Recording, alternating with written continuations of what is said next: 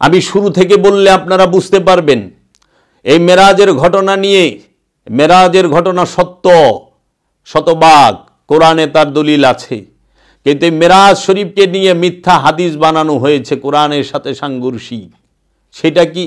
মেরাজ শরীফের প্রথমেই হাদিসটি যে মেরাজকে কেন্দ্র করে, সেই হাদিসে যা দেখবেন মহানবীর সিনা চাকের কথা। মহানবীর সিনা চাক মানে মহানবীর হার্টকে, কলবকে, অন্তর তারা জিব্রাইল আমিন পবিত্র করছেন। নাউজুবিল্লাহি মিন যালিক। কেন পড়লাম? এই কারণে যে আল্লাহর হাবিবকে বলা হয় এই শবে মেরাজকে কেন্দ্র করে, যে শবে মেরাজে যখন জিব্রাইল আমিন আসেন আল্লাহর হাবিবকে মেরাজে নেবার জন্য বুরাক নিয়ে, বুরাকের বর্ণনাটা দেওয়া হয়েছে এই রকম যে বুরাকটি কেমন। মেরাজের বাহনকে বুরাক বলা হয়। রাসূল সাল্লাল্লাহু আলাইহি সাল্লাম বলেছেন, এই হাদিসে বলতেছে, ওনারা যে লিখছে, আমার কাছে একটি সাদা প্রাণী বুরাক নিয়ে আসা হয়, গাধার চেয়ে বড় এবং খচ্চরের চেয়ে ছোট ছিল। বুরাকটা কেমন ছিল? গাধার চেয়ে বড়, খচ্চরের থেকে ছোট। তখন আমাদের সমাজের কিছু কাল্পনিক মুসলমান কি করল, আমরা অনেক সময় অনেক জায়গায় দেখতে পাই একটা ঘোড়ার মতো বানায় তার মধ্যে আবার পাক লাগায় দিছে। দেখেন আপনারা অনেক জায়গায় দেখবেন, আমরা অনেক জায়গায় দেখতে পাই, যেটা বলে বুরাক। এটা আবার উড়ে এক ঝাপে, আবার ওই যে আলেমুল্লাহ ওয়াজও করে, একটা ঝাপটা মারলে বলে এই এক আসমান নাকি দুই আসমান, বলে এক ঝাপেই জায়গা। তাইলে মহানবী মা উম্মে হানির ঘর থেকে মেরাজ শরীফে গেলেন, বুরাক নিয়ে এখানে আইলো। তাইলে গেলেন প্রথমে আবে জমজম কূপে মক্কার সামনে। তো উম্মে হানির ঘর থেকে কাবা ঘর কতটুক দূর? অল্প একটু দূর। তো বুরাক যদি এক ঝাপটায় শত শত মাইল জায়গা, হাজার হাজার, তো ওখানে তো অল্প একটু জায়গা। তো উনি কি কাইক দিছিলেন না পাক ফালাই দিছিলেন আমার জানা নাই। গবেষণার দৃষ্টি দিয়ে দেখতে হবে, যে যা বইলা দেব তাই খায় ভালামু না। আবার মক্কা মুকাররমা থেকে মসজিদুল আকসা জেরুজালেম খুব বেশি দূরে না, খুব বেশি দূরে না। ফিলিস্তিন মক্কা থেকে ৬,০০০ মাইল দূরও না, ৫,০০০ মাইল দূরও না, ৪,০০০ মাইল দূরও না, অল্প। এতটুক দূরত্বে মক্কা থেকে বলতেছে কি মসজিদুল হেরেম থেকে মসজিদুল আকসায় রাত্রিকালীন ভ্রমণ করাইলেন। তাহলে মক্কা থেকে মসজিদুল হেরেম থেকে মসজিদুল আকসা কতটুক দূর? আরে আইটে গেলেও তো ৪০ দিন লাগবো না। আর মহানবীকে জিজ্ঞেস করা হয়েছে, ইয়া রাসূলুল্লাহ, মক্কা এবং মসজিদুল হেরেম এবং মসজিদুল আকসার দূরত্ব কতখানি? তখন আল্লাহর হাবিব বলছে ৪০ বৎসর। ৪০ বৎসর যদি আইটা যান, ৪০ দিন থেকে মানে ৯০ দিন সর্বোচ্চ লাগলে আপনি ৯০ দিনের ভিতরে যাই পারবেন, ৪০ বছর লাগবে না। তাহলে এটা আল্লাহর হাবিব কি ইঙ্গিত করেছেন? এই মসজিদুল আকসাটাই কি আর মসজিদুল হেরেমটাই কি? মুসলমান গবেষণা করবে সাধনার মাধ্যমে, রিয়াজতের মাধ্যমে, এইটা যে মসজিদুল আকসা কাকে বলে, মসজিদুল হেরেম কাকে বলে। কারণ প্রত্যেকটা জিনিসের দুইটা দিক আছে, জাহের এবং বাতেন। জাহেরি মসজিদুল হেরেম আছে, বাতেনি মসজিদুল হেরেমও আছে। জাহিরি মসজিদুল আকসা যেরকম আছে, বাতেনি মসজিদুল আকসাও আছে। এইখানে ভ্রমণ করতে হবে। তো এখন উম্মে হানির ঘর থেকে সর্বপ্রথম মহানবীকে নেওয়া হয় কোথায়? জমজম কূপের এইখানে। আমরা যে বর্ণনা পাই সিনা চাক করে, বলে যে জিব্রাইল আমিন সর্বপ্রথম ওপেন হার্ট সার্জারি করে, বুক ফাইরা হার্ট বাড়ি করে দয় কি দিয়া? জমজম কূপের পানি দিয়া পবিত্র করে। মানুষের বিবেক, মানুষের বুদ্ধি এত লোপ পাওয়া গেছে। আরে যে হার্ট দয়, হার্ট পানি দিয়া দুইলে সেটা কি পবিত্র হয়ে গেল? এই হার্ট আর কলব কি এক? হৃৎপিণ্ড আর কলব কি এক? তাহলে আমাদের দেশের না, সারা ওয়ার্ল্ডের বড় বড় বাটপার এগো বড় বড় বাটপারে ওপেন হার্ট সার্জারি আনা, হার্ট ব্লক হয়ে জায়গা, ওপেন হার্ট সার্জারি আনা। এই দেশ হোক, ভারত হোক, পাকিস্তান হোক, আরব হোক, এই দেশের বিশ্ববিখ্যাত বাটপার কিনার ওপেন হার্ট সার্জারি হয়। হার্ট বাইর করে থাইলে থাইলে রাখে, ডাক্তাররা জমজম পানি দিয়ে দিলে তো পবিত্র। হাড় ধোয়া যায়, কলব ধোয়া যায় না, কলব পানি দিয়ে ধোয়া যায় না, কলব পবিত্র কোনোদিন পানি দেওয়া হয় না, তা আবার জমজম কূপের পানি। এখন প্রশ্ন হইল, আল্লাহর হাবিবের সিনা মুবারকে হাত দেবার মতো ক্ষমতা কি ফেরেশতাদের আছে? এক নাম্বার প্রশ্ন, নাই। কারণ আল্লাহর হাবিবের তাজাল্লি ফেরেশতারা সহ্য করতে পারবো না। কারণ কোরআন মতে ফেরেশতারা হচ্ছে সিফাতি নূরের তৈরি, আর আল্লাহর হাবিব সরকার দু আলম আবুল কাসেম মোহাম্মদ সাল্লাল্লাহু আলাইহি ওয়াসাল্লাম স্বয়ংভূ, স্বয়ং জাত নূর। তিনি এই জাত নূরকে সিফাত কিভাবে স্পর্শ করে? দ্বিতীয় প্রশ্ন, ফেরেশতাদের কি হাত পা মাথা মুন্ডু আছে? ফেরেশতাদেরকে কি নফস দেওয়া হয়েছে? না। ফেরেশতাদের কি নফস আছে? না। ফেরেশতাদেরকে কি আল্লাহ রু দান করেছে? না। কোরআনে কোথাও বলা হয় নাই ফেরেশতাদের নফস আছে, ফেরেশতাদের রু দান করা হয়েছে, নাই। এমনকি ফেরেশতাদের সাথে নফসই নাই, খান্নাস করতে থাকবো, খান্নাসও নাই, নফসও নাই, রুও নাই। তাহলে ফেরেশতা কি? আল্লাহর সিফাতি নূরের তৈরি। রোবট বাবা জাহাঙ্গীর বইলা দিছে বুঝার লিগা, যদি বুঝতে চাও খাও খাইলা আজ্ঞাবহ, তার ব্যক্তি স্বাধীনতা নাই। ফেরেশতাদেরকে ব্যক্তি স্বাধীনতা দেওয়া হয় নাই। যদি ব্যক্তি স্বাধীনতা দেওয়া হয় তাহলে আর তার ফেরেশতা মাসুম থাকে না, গুনাহগার হয়ে যায়। কারণ ব্যক্তি স্বাধীনতা দিলে গুনাহও করব, ভালোও করব, দুইটাই করব। তো যার নফস নাই, যার রু নাই, তার দেহ নাই। কারণ নফসকে দাঁড় করাইতে গেলে দেহ লাগবো, দেহ ছাড়া নফস দাঁড় করান যায় না। তাহলে বুকটা ফারবো কি দিয়া? আতি যদি না থাকে, হাত নাই, ডাল নাই, তলোয়ার নাই, ওপেন হার্ট সার্জারি, হার্টটা বাইর করলো, আবার জমজম কূপের পানি উঠায় এটাতে দুইলো। এই যে ছোট মহানবীকে সূক্ষ্মভাবে এই ওহাবি উমাইয়া আব্বাসিয়া রাজবংশের এই বেতনখোর মৌলবীরা এই তাদের টেকা খায়া এই মিথ্যা হাদিস মহানবীর নামে লেখা দিছে, মহানবীকে সূক্ষ্মভাবে ছোট করেছে। জিব্রাইলের ক্ষমতা আছে আল্লাহর হাবিব কি প্রশ্ন করার, আল্লাহর হাবিব কি স্পর্শ করার? তাজাল্লিশ হয়ে পারবো? তা আবার আল্লাহর হাবিবের কলব পরিষ্কার করে বলে জিব্রাইল ফেরেশতায়, ফেরেশতার কি ক্ষমতা আছে কলব পবিত্র? আল্লাহর হাবিবের কলবকে পবিত্র, নাউজুবিল্লাহি মিন যালিক। কোরআন বলছে প্রত্যেকটা নবী মাসুম, তাহারা নবী হয়ে আগমন করে, কেহ নবী আয়া হয় না। নবী হইয়া সমস্ত নবীগণ আগমন করছেন, নবীদেরকে পাঠানো হয়েছে। আমরা নবী পাঠিয়েছি, নবীদেরকে পাঠানো হয়, নির্বাচিত করা হয়। নবী সৃষ্টি হয় না, নবীকে সৃষ্টি করা হয় না, নফস সৃষ্টি হয়, নবী সৃষ্টি হয় না, নবীকে পাঠানো হয়। কাদ জাকুম মিনাল্লাহ নূর ওয়া কিতাবুম মুবিন, তোমাদের কাছে স্পষ্ট নূর এসেছে আমার তরফ হইতে এবং স্পষ্ট কিতাব এসেছে। আল্লাহর তরফ থেকে নূর আসছে। নবী কি নূর, নবী কি কিতাব, স্পষ্ট কিতাব। তাহলে সেই নবীকে জিব্রিল নামক ফেরেশতা এই কথাটা কোরআনে কই পাইল? জমজম কূপে মধ্যে সিনা চাক করলো, হাড় দুইলে যদি হয় তাহলে তো ওখানে সব মুসলমান যা অপারেশন করে জমজমের পানি দা হাড় দিব, পুরা পবিত্র। বাংলাদেশে জমজমের পানি পাওয়া যায়, ওখানে কিনতে পাওয়া যায় না।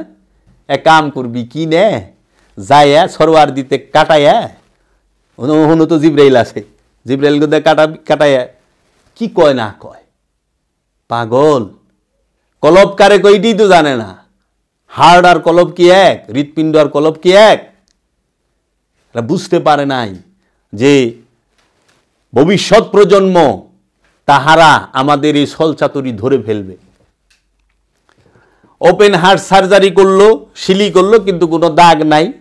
আল্লাহর হাবিব রে কোনো রেস্টও লাগলো না, কিচ্ছু লাগলো না। রবে বসাইয়া গেলেন কোথায়? মসজিদুল আকসা, বাইতুল মুকাদ্দাসে। বাইতুল মুকাদ্দাসে গিয়ে সমস্ত নবীরা ওইখানে আসলেন। খুব খেয়াল করবো আমার কথা, কারণ আজকে সবে মেরাজ, শবে মেরাজ নিয়ে আলোচনা হবে। বাইতুল মুকাদ্দাসে যখন আসলেন, সব নবীরা আইসা ওইখানে উপস্থিত হইলেন। সব নবীদের সাথে আল্লাহর হাবিব 2 রাকাত নফল নামাজ, যেটাই হোক 2 রাকাত নামাজ পড়লেন, ইমামতি করলেন, নবীদের ইমাম।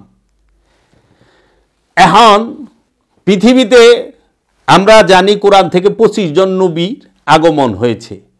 পৃথিবীর এক এক ভৌগোলিক সীমানা, এক এক দেশে এক এক নবীর রওজা, এক এক নবীর জন্ম। তো সব নবী বিভিন্ন দেশ থেকে, কোনো বিমান লাগে নাই, কোনো বাস লাগে নাই, কিচ্ছু লাগে নাই, আইসা হাজির বাইতুল মুকাদ্দাসে। খেয়াল করু, আবার নামাজও পড়ল। কিন্তু এই সমস্ত নবীরা কিন্তু সবাই পর্দা গ্রহণ করছে, শুধু মহানবী বাদে। মহানবী ছাড়া আর 24 জন যে নবী, সবাই ইন্তেকাল করছে, দেহ ত্যাগ করছে। দেহ ত্যাগের পরে সব নবীরা মসজিদুল আকসায় আইতে পারলো, বাইতুল মুকাদ্দাসে, এবং সশরীরে আইলে। এবং ওনারা দেহ ত্যাগের পরে, ইন্তেকালের পরে নামাজও পড়ে। খেয়াল করু, ওরা যে বানাইছে, মানে সিস্টেমটা, মরণের পরে নামাজ আছে রে বাপ। সাধারণ মানুষ মারার পরে তো কোনো নামাজ নাই। ওখানে নবী গো নামাজ পড়ায় ছেড়ে দিছে ইন্তেকালের পরে। নবীরা তো ইন্তেকাল করে না, কিন্তু ওহাবি গো বর্ণনা, ওহাবি ধরা খাইছে না, এই উমাইয়া আব্বাসিয়া ধরা খাইছে না, যে ইন্তেকালের পরে নবীরা নামাজ পড়ে কেমনে। তাও মসজিদুল আকসায় আয়া, বাইতুল মুকাদ্দাসে আয়া 2 রাকাত। আচ্ছা, সবাই নামাজ পড়ল, মহানবী ইমামতি করল। মহানবী যে নামাজ পড়ল, এই নামাজটা ইমামতি করল, নামাজের প্রয়োগ পদ্ধতি সেটা কেমন ছিল, আর সকল নবীরা মহানবীর পিছে নামাজ পড়ল কেন? গবেষণার বিষয় আছে না, জানার বিষয় আছে তো, এর পিছনে হাকিকত কি। কিন্তু দেখো, এই ওহাবিরাই মহানবী যে মিলাদে হাজির হয়, তুমি যদি দাঁড়াইয়া বলো ইয়া নবী সালাম আলাইকা, ইয়া রসুল সালাম আলাইকা, ইয়া হাবিব সালাম আলাইকা, তখন ওহাবি কইব এটা তো শিরক, এটা তো বেদাত, এটা তো নাজায়েজ। কেন নাজায়েজ হুজুর? নবী তো ইন্তেকাল করছে, মারা গেছেন, নাউজুবিল্লাহি মিন যালিক। উনি তো আসতে পারেন না, উনি তো হাজির নাজির উপস্থিত না, আপনারা দাঁড়ায় সালাম দিবেন কে? ওহাবি ঠেটার গোষ্ঠী, খারিজি ঠেটার গোষ্ঠী, এরা কিন্তু এই উমাইয়া আব্বাসিয়ার পাঁচাটা গোলাম, এরা কিন্তু দাঁড়ায় কিয়াম করব না, সালাম দিব না। মাত্র 1400 বছর আগে আল্লাহর হাবিব দেহ ত্যাগ করছেন, সবচেয়ে লেটেস্ট নবী, সর্বশেষ নবী, মাত্র 1400 বছর। কিন্তু মহানবীর আগমনেরও হাজার হাজার বছর আগে বাবা আদম সে উপস্থিত হয়েছে, নূ নবী উপস্থিত হয়েছে মসজিদুল আকসায়, ইয়াহিয়া নবী, ইদ্রিস নবী, সুলাইমান নবী, দাউদ নবী, ইউসুফ নবী, ইয়াকুব নবী, জাকারিয়া নবী, ইয়াহিয়া নবী, সমস্ত নবীরা, মুসা নবী, ঈসা নবী, সব নবী উপস্থিত হয়ে পারল সশরীরে মসজিদুল আকসা, মসজিদুল হেরেমে 2 রাকাত নামাজও পড়া পারল রসুলের সাথে। এবং পৃথিবীর বুকে, খেয়াল করো, পৃথিবীর বুকে মসজিদুল আকসা, সেইখানে সশরীরে আসলো, নামাজ, রুকু, সেজদা সব করলো। কিন্তু আল্লাহর হাবিব আশেকের মিলাদে হাজির হইতে পারে না। আশেকে সালাম দিলে, সালাম দিলে, আমরা হজ করবার গেলে যদি কে আসসালাতু আসসালামু আলাইকা যায় সামনে, এখানে এল্লা রুহেনা মাফি, এল্লা রো রো রো কালাম আল্লাহ আল্লাহ এমনি দেখায়। এই মদিনা শরীফে গেলে আমি যাইছি, ওহাবিরা খাড়া রয়েছে কতটি বেতন ঘরমলবি, এমনি দেখা। তাহলে মসজিদুল আকসায় সব নবীরা উপস্থিত 2 রাকাত নামাজ পড়ছে, এইটা ওহাবির মানতে কোনো কষ্ট হয় না। কিন্তু আল্লাহর হাবিব যদি আমরা মিলাদ পড়ি, কিয়াম করি, আমরা যদি বলি আল্লাহর হাবিব উপস্থিত হয়, আল্লাহর হাবিব উপস্থিত হইতে পারে, তাইলে অগো জ্বালা ছিটা যায়। সেটা না রে, প্রতিবাদ করে না, বিরোধিতা করে না, আবার টিটকারিও করে। তাহলে ওইটা মানুষ কেমনে সশরীরে নবীরে নামাজ পড়ায় ছেড়ে দিছে? নবীর লেগে নামাজ আছে রে, আয় নবীর লেগে নামাজ আছে। নবী এলো গুরু, নবীকে পাঠানো হয়েছে মানবকে হেদায়েত করার জন্য। নবী হচ্ছে শিক্ষক, নবী সে মুআল্লিম, নবী ছাত্র না, শিক্ষক। নবী আসছে মমিন পয়দা করানোর, মমিন বানানোর জন্য। নবী মানুষকে আমানু বানাইব, আমানুকে মুসল্লি বানাইব, মুসল্লিকে মুমিন বানাইব, এটা মুমিনের নবীর কর্তব্য। আর মুমিনে কি করব? মানুষকে আমানু বানাইব, মুসল্লি বানাইব এবং মুমিনে পরিণত করে দিব। কোরআন, আল কোরআন, কোরআন দর্শন, এটা তো মিলে। কিন্তু এরা যে আজগবি শরীফের এই কথা কয়, কিন্তু মিলে না। তারপরে 2 রাকাত নামাজ পড়া আবার ওইখানে কি করলেন? রবরে বানলেন মসজিদুল আকসার, মানে বাইতুল মুকাদ্দাসের যে দরজা ওইটার সাথে। কারণ বোরাক যদি আবার সুইটা জায়গা হইনু, আল্লাহর হাবিবের দিদারের লেগা আল্লাহ নিজে ডাকে। আর হে আল্লাহর হাবিব রে, যে বাহন লয়ে গেছে হেরেও বাইন্দা রাখন লাগে, আমার বুঝে খাটে না। আচ্ছা, বাইন্দা রাখছে। তারপরে আবার এই নামাজ পড়িয়া সবার উপস্থিতিতে গেলেন কোথায়? প্রথম আসমানে যায় দেখে যে দেখা তো হয়ে গেছে। প্রথম আসমানে যখন গেলেন, আল্লাহর হাবিব উঠলেন। এমন সময় দেখলেন যে হযরত আদম আলাইহিস সালামের সঙ্গে দেখা। তাও প্রথম আসমান খুলবার চায় নাই, দরজা, প্রথম আসমানের দরজা আছে কইলে হযরত জিবরাইল আলাইহিস সালাম যায় কইলেন, হে আসমানের দরজা তুমি খুলো। এর আগে আবার আরেকটা ঘটনা আছে, ওই হাদিসে পাইলাম আর কি, মেরাজের হাদিসে। সেটা কি? সেটা হইল যে নামাজ শেষ করে যখন আল্লাহর হাবিব বাইরে এলেন, তখন জিবরাইল আমিন 2টা পেয়ালা লই আইলো, 2টা বাটি। এক বাটিতে মদ, আরেক বাটিতে দুধ। আবার কেউ কইছে যে 3টা বাটি আনছে, একটা বাটিতে মদ, একটা বাটিতে দুধ, একটা বাটিতে মধু। তখন আল্লাহর হাবিবের সামনে যখন দিছে, আল্লাহর হাবিব দুধটা ধরছেন, মদ ধরেন নাই। তখন জিবরাইল আমিন আবার কইল, ওই জিবরাইল ফেরেশতা, সে কইল যে এটা আপনার স্বভাব। আরে আল্লাহর হাবিবের আগমন না হইলে জিবরাইলের সৃষ্টি হইতো না, পয়দা হইতো ফেরেশতা। আল্লাহর হাবিবের নূরে ফেরেশতার তৈরি, মাখলুক তৈরি।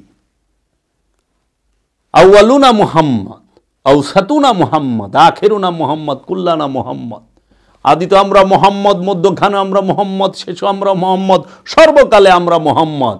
সেই মোহাম্মদ সাল্লাল্লাহু আলাইহি ওয়াসাল্লামের লেগে ফেরেশতায় বলে এক পেলা মদ লয়ে হে, এক পেলায় দুধ লয়ে হে। এত বড় আল্লাহর হাবিব পরীক্ষা করে, ফেরেশতা আল্লাহর হাবিবরে পরীক্ষা করে। এটা তো পরীক্ষা যে সে কোনটা ধরে, পরীক্ষা করে। উনি দুধই ধরলেন, মদ ধরলেন না। আরে বাবা রে বাবা, শুনছা? ফেরেশতায় মদ লয়ে, হাত পাও নাই, কানা, ছেলের নাম পদ্মলোচন, চোখ নাই, চোখ কানা, হ্যার নাম বলে পদ্মলোচন। সারাদিন বড় মিশা কথা কয়, হ্যার নাম হলো সিদ্দিক। সারাদিন বড় ভিক্ষা করে খায়, তার নাম রাখছে বাদশা মিয়া। আচ্ছা, আমাকে এলাকায় বাদশা মিয়ার মায় ভিক্ষা করতো। কয় কেরা আইছে? কয় বাদশা মিয়ার মায় আইছে ভিক্ষার লিগে। তো এরকম হয়েছে হাল। আল্লাহর হাবিবরে বলে পরীক্ষা করে কে? ফেরেশতায় গেল। ওইখান থেকে প্রথম গেলেন আসমানের দরজা, দেখা বলল জিবরাইল আমিন যে কে আপনি? আমি জিবরাইল, আপনার সাথে কে? তখন বললেন ইনি মুহাম্মদ সাল্লাল্লাহু আলাইহি সাল্লাম। তুই যা, খালি মেরাজের হাদিস লেখা গুগলে সারতে দেখ, বাইরে কেমনে, খালি পড়বি। এই কিতাবগুলা পইরা দেখিস তাদের যে কতটুকু সূক্ষ্ম ভাবে আল্লাহর হাবিবকে তারা ছোট করার চেষ্টা করছে। এইটাই উমাইয়া আব্বাসিয়া এবং এই ইহুদি নাসারাদের অপচেষ্টা আল্লাহর হাবিবকে ছোট করার জন্য, আল্লাহর হাবিবের শান মান মর্যাদাকে ছোট করার জন্য। কারণ আল্লাহর হাবিবের শান মান আল্লাহ দিলে কি মোল্লা ওই উমাইয়া আব্বাসিয়া সহ্য হয় না, ওহাবি সহ্য হয় না। ওরা অগদিয়া নবীরে মাপে, মোল্লা দিয়া মোহাম্মদ মাপবার আইস। তখন বলল হ্যাঁ খুলছে। খোলার সাথে সাথে দেখে যে হযরত আদম আলাইহিস সালাম প্রথম আসমানে। আদম নবীর সাথে দেখা, তিনি বললেন মারহাবা, মারহাবা, হালেন সাহালেন, ঠিক আছে। পরে কল্যাণের জন্য আল্লাহর হাবিবের দোয়া করলেন আদম নবী। আদমের বাপ হইল মহানবী। আদমের বাবারও বাবা, কাবারও কাবা, কাবার কাবাকে মহানবী, বাবার বাবাকে মহানবী। তা আদম নবী মহানবীর কল্যাণের লেগে দোয়া করলো। মহানবীর কি কল্যাণ হবো যে রাহমাত আল্লিল আলামিন? রাহমাত আল্লিল আলামিনের লেগে কল্যাণের কোনো দোয়া আছে রে? কহ কি শিখায়, তোরা কি শিখবি? তারপরে দ্বিতীয় আসমানে গেলেন।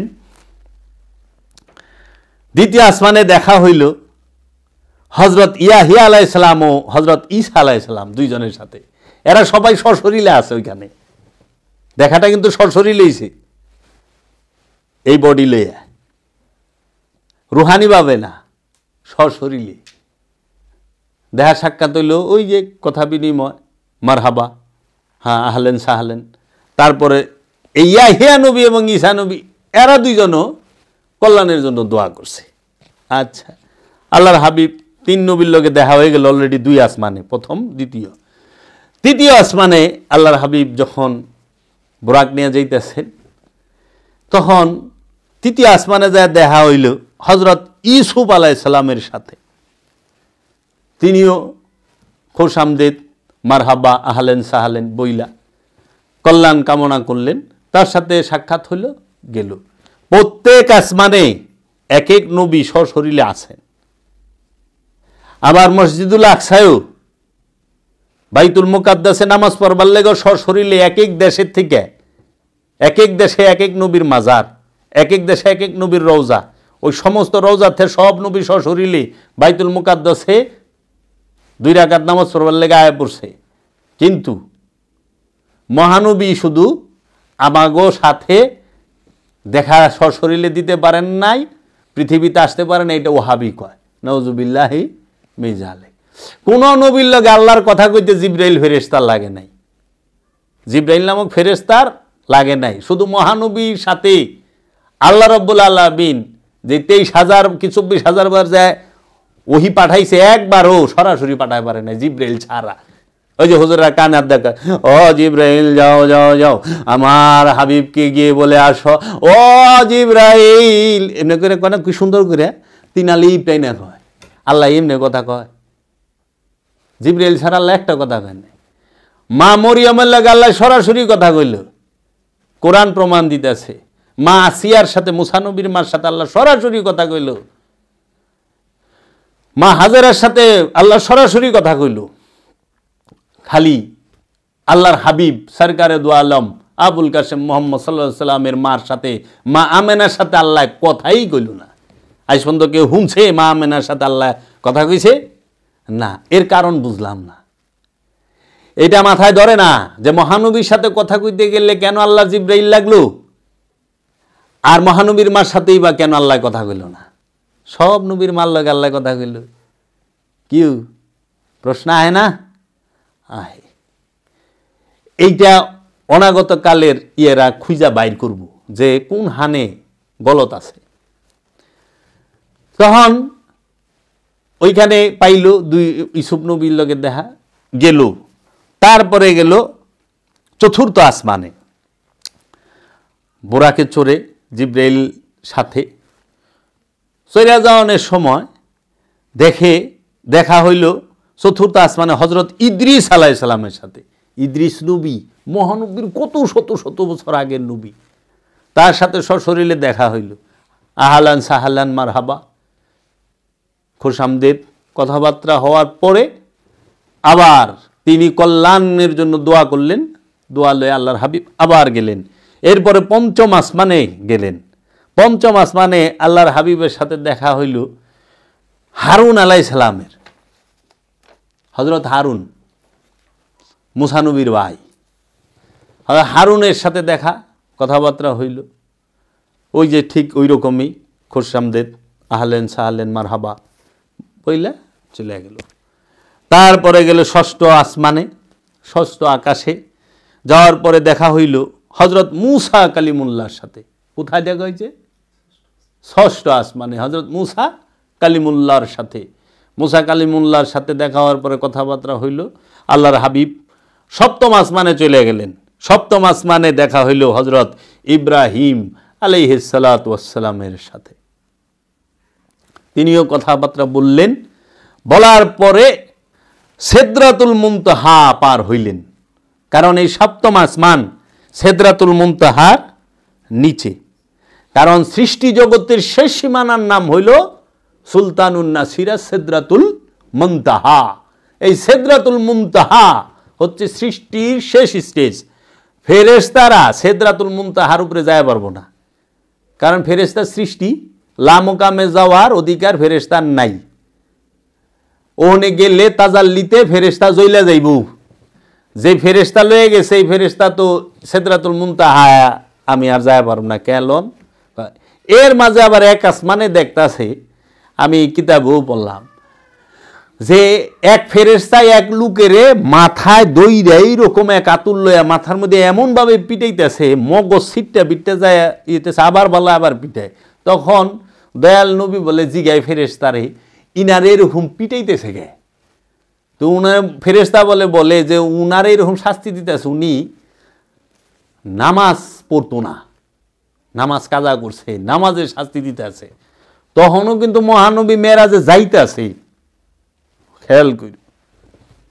আচ্ছা, মহানবী সিদরাতুল মুনতাহা পার হইয়া লামাকানে গেলেন। সুম্মা দানা ফাতাদাল্লা ফাকানা কাবা কাউসাইন আও আদনা। দুই ধনুকের ব্যবধানে আল্লাহর হাবিবের সাথে আল্লাহর সাক্ষাৎ হইল। অনেক রাওয়ায়েত আছে, অনেকভাবে বলা হয়েছে যে কেউ বলছে 27 বছর, কেউ বলছে 27,000 বছর, কেউ বলছে 27 লক্ষ বছর, কেউ বলছে এইভাবে সর্বশেষ যেটা 27 বছরই পাওয়া যায়। তো মহানবী মেরাজ শরীফে রইলেন। এখন মেরাজ শরীফ থেকে আইসা পড়ব, এমন সময় মহানবী কি নিয়ে আসবেন? উম্মতরে তো মহানবী বলে নাইলে আমন কামে যাইয়া। তো আল্লাহর কাছে চাইলেন যে আমার উম্মত, মহানবীর বলে আল্লাহ 50 ওয়াক্ত নামাজ উপহার হিসাবে দিয়া দিল। এই 50 ওয়াক্ত নামাজের ঘটনাটা সর্বপ্রথম যে তাফসীরকারক আমদানি করেন, লেখেন, তার নাম হইল তাফসিরে কাশাফ। তাফসিরে কাশাফের লেখক যিনি, তিনি হলো মুতাজিলা ফেরকার অনুসারী। 73টা ফেরকা না, মুতাজিলা ফেরকার অনুসারী আল্লামা জামাকসুরি তার নাম। তার তাফসিরে কাশাফের মধ্যে এই 50 ওয়াক্তরে ঘাটাইতে ঘাটাইতে 5 ওয়াক্ত আনলে এই হিস্ট্রি কইছে। এখন 50 ওয়াক্ত নামাজ আল্লাহ মহানবীর উম্মতের জন্য উপহার স্বরূপ দিয়ে দিলেন যে এটা নিয়ে যান।